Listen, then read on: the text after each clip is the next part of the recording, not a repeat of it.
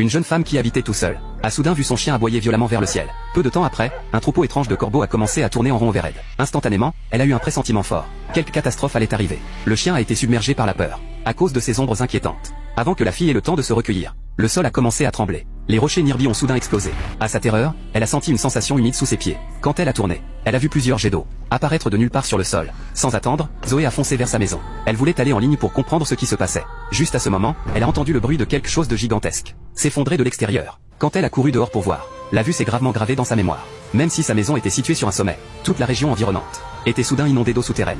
De puissants jets d'eau perçaient la roche solide. Il était clair pour elle. La fin du monde était arrivée. Cette nuit-là, Zoé a pris sa voiture, résolue d'avertir tout le monde. Elle a pris la direction d'un campus universitaire, sachant que ses anciens camarades avaient organisé une réunion ce soir-là. Elle a rapidement regroupé des gens familiers, et a déclaré que le sol s'ouvrait en dehors, et que l'eau jaillissait du sol. Zoé était absolument certaine. C'était le début de l'apocalypse. La pièce est devenue complètement silencieuse. Un camarade a même sorti son téléphone pour prendre des photos. Pour eux, Zoé semblait complètement folle. Tout le monde pensait qu'elle exagérait, et personne ne la croyait. Alors que le groupe se dispersait progressivement, ils sont retournés à la fête, à danser, et à profiter de la musique comme si de rien n'était. Une demi-heure plus tard, une fille s'est approchée de la scène, et a débranché les haut-parleurs. Les étudiants ont crié d'objection, mais elle les a informés avec anxiété que quelque chose de terrible se passait dehors. Quand le groupe est sorti du bâtiment, la scène devant leurs yeux était incroyable. Deux camarades étaient piégés sur le toit d'une pavillon, et toute la zone autour de lui était submergée par de l'eau profonde. Tout le monde stood there, complètement muet de stupeur.